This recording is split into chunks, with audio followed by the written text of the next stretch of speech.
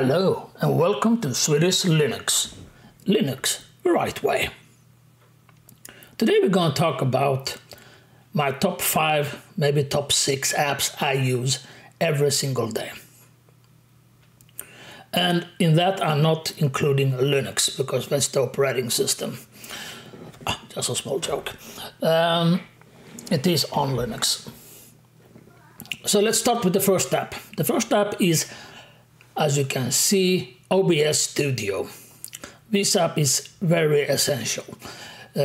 Without that, it's pretty much pointless to do any kind of videos like this, where you show your screen and what you're doing on your screen. So OBS is essential. It's very simple software, nothing fancy and special.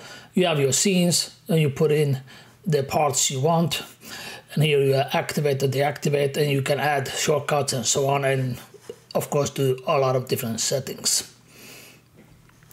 And this is very good program, very stable program. Can hardly recommend it. You can connect external devices to it, have external microphone, external camera, and so on and so forth, and audio mixing and everything you want between. Everything can be connected to it. As long as the operating system can detect it, OBS will detect it. So that's program number 1 that I use every day. Put it over there. My second program I use after I've recorded on OBS is, of course, Kdenlive. Kdenlive is very good program, video editing, and I have version 23.08.4. I believe it's the latest. And there are several others. I mean, the most famous of them all is DaVinci Resolve. But frankly speaking, most people don't need DaVinci Resolve because it is super high-end. I have DaVinci Resolve. I've tried it. I have it on my computer. But that's nothing I use. So in the end, I uninstalled it. Because I do everything here. It has all the transitions on the audio mixing and everything I need. It has it here. I don't need color grading every single pixel in the video. This is not a Hollywood movie I'm doing. This is just informative videos for people who start with Linux to get along with Linux. This is very simple. There are other similar programs, but there are what I know not as stable and as future-rich as Kdenlive. And I believe Kdenlive simply is the most balanced video editor out there.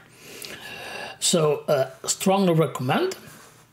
And as well as the OBS Studio exists in all platforms. So if you're planning to switch to Linux, I recommend that you use OBS. You use Kdenlive, either you're on Mac or on Windows. So you get familiar with their software. And when you are on Linux, you won't feel it as a big step because you will already know their software. And I strongly recommend it. Third program I'm using will be, of course, Darktable. I'm a photographer and I do a lot of photos that I later use in different projects. Both as templates and as products and so on and so forth. Very good program. I used Adobe Photoshop and Adobe Lightroom, but I decided to skip it because the few function that Lightroom had over Darktable is negligible. The same with Photoshop. Most things you can do in GIMP, which will be my next program. The only difference is that maybe you do it one more extra step to reach the same end result, and if you use Photoshop. But GIMP as well is a very good program. Darktable as well, rock solid, really love it. As well, both GIMP and Darktable both exist on all the platforms. So if you're planning to switch to Linux, start use this software. If you're in that area of interest and learn the software, use it. So when the transition, when the day becomes when you want to take the plunge into Linux, you will already know the software and it won't be that much to learn, and the curve of learning will be much, much smaller, and the ride will be much smoother as well. Really, you have everything that Darktable, that Lightroom has, you have it in Darktable. I even have function here that does not exist in Lightroom,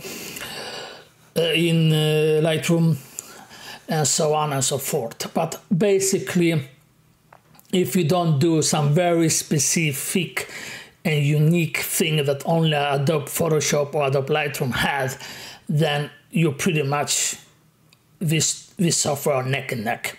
Lightroom and Darktable are neck and neck. Each has its niche, each has its few things better than other, but pretty much for the average user, you won't make any difference. The same with Photoshop and GIMP. So let's go to the third app, GIMP. Oh, sorry, fourth app, GIMP.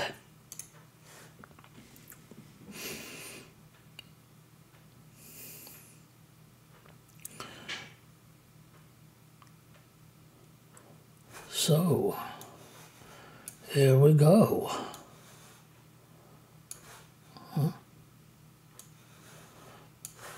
Now I didn't adjust the scaling because this is on 6K resolution, and I updated GIMP recently and I haven't used it since that, so I need to go into settings and fix the layout and that. And then you have a plugin called Photoshop GIMP, and it's going to put the interface similar to Photoshop if you really need that. But I prefer that you learn it from scratch because most of the moments are identical. Most of the time it is just different places it puts on. The workflow could be a little bit different, but it's not day and night difference. So if you really are fluent in Photoshop, it won't take long for you to grasp GIMP as well, because most of the tools and functions are the same. I strongly recommend to learn it. I am in the middle of the process of learning it, and I really enjoy it because it's more logical. And all the software I talked about today, the OBS Studio, Kden Live, Darktable, GIMP, they are all more logical structured. Everything on Linux is more logical structure. Is sometimes not the most practical, but it's most logical interface in the way you work. That was the big step for me. But once you come over that small step, it seems and feels as natural as ever. GIMP, I really recommend it. Let's see what version I have. 2.10.36. Really good. I really love it.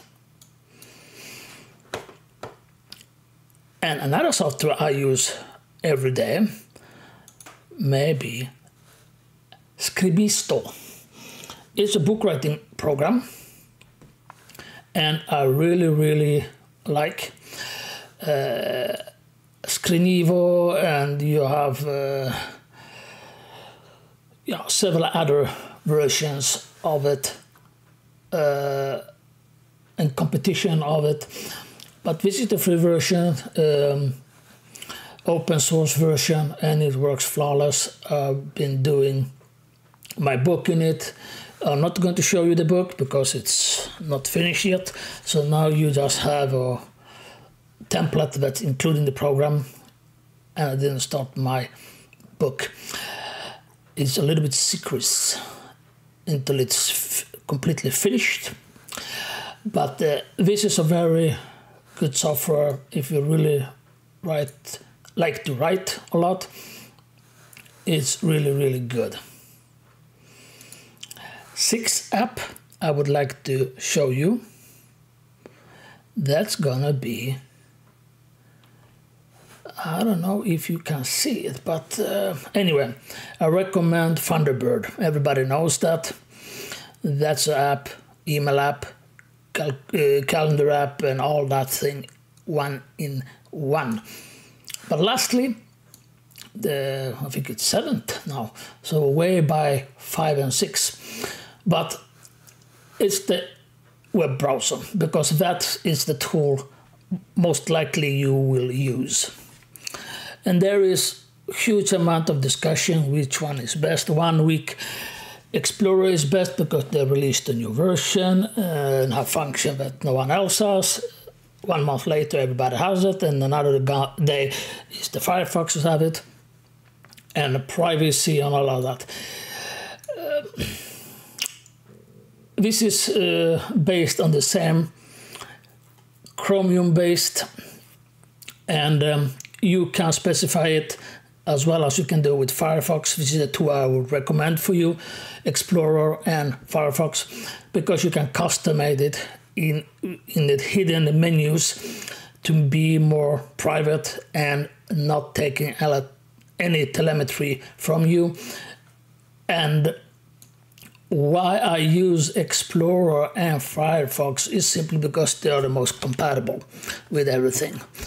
And these both, I can go in the hidden menu, config file, and I can edit the telemetry, and it works very well. And this is what I would recommend. But I promised you as well, I'm going to show you some alternatives to the software. To OBS, there is no alternative. It is the king on the hill. But on video, there is, let's see, Audacity is very good too as well. I don't use it. I have another program I use it. Avemax, PVT, smaller OpenSuse video editor.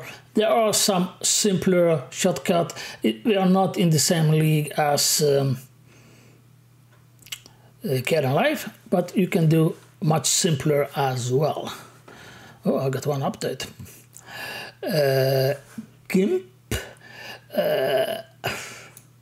I don't know if I can say.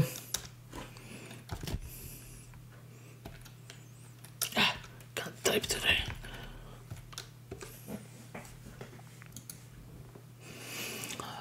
I don't know if there is any alternative, to be honest with you. Maybe I'll lied for you about GIMP. Yeah, we have some smaller version of simpler editing, but it's nothing similar to GIMP, so forget about that. Browsers, let's take a look.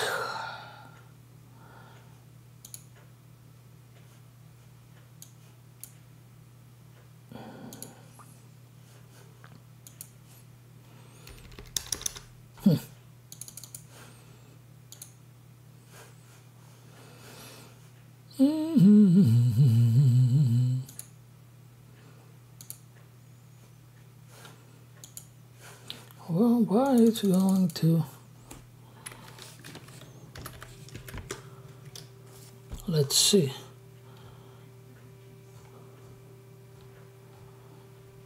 Yeah, there are a lot of different web.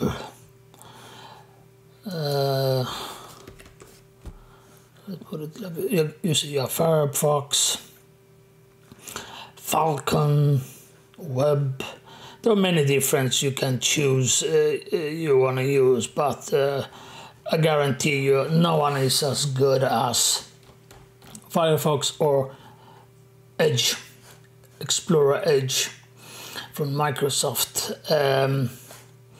Let's see what I have. It's an icon pack I have to my KDE Live.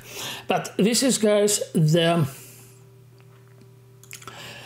software I use every day, and I really recommend. It sounds maybe very advanced, high-tech and something. Please, believe me, it's not. Yes, if you're completely green and new to Linux, then of course everything will sound for you maybe high-tech, but it's not. This is why I strongly recommend that you start to use the apps you have on your PC or Mac. You start to use the open source alternatives, so you get familiar with the apps, and take your time. Don't stress it, because then you most likely going to dislike it, or you make some mistakes, and then you're going to hate the software, and then you don't going to switch to Linux at all, because there won't be any apps you like. So don't stress it to switch. Take it slow. Start with the program. This is how I switched to Linux. In 2018, I dual booted, and the apps I'm going to use on Linux I had on my Windows machine, and I started using them. Darktable, Kden Live, Firefox, and so on. And I learned the apps, and LibreOffice, of course. I learned that apps, and when I knew it good enough, I'm not talking about you becoming some guru or super nerd geek in the software. I mean basic, so you can do your stuff basically, nothing extreme.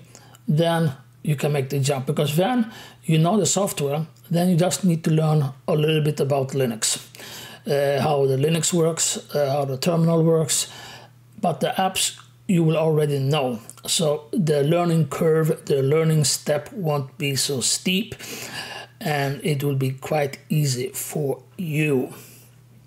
So this is some of the things. If you really like the channel, like the video, please push the bell notification, subscribe to the channel, and push the like button.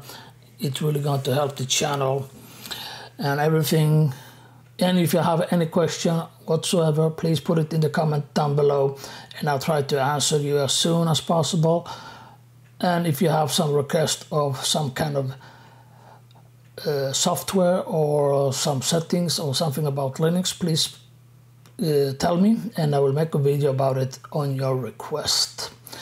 So please subscribe to the channel, push the bell notification and subscription button, and I wish you a happy Sunday.